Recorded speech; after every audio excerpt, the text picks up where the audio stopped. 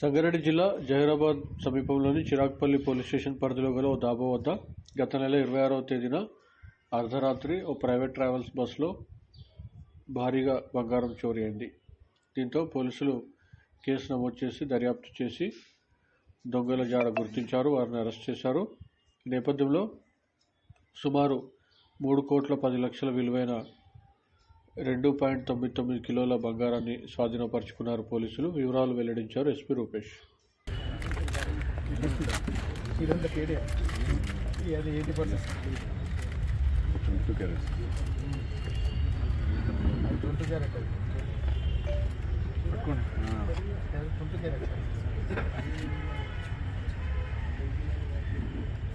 Gold ఇప్పుడే చూస్తున్నాం మేము కూడా. గోల్డేనా ఇప్పుడు రోడ్ గోల్డ్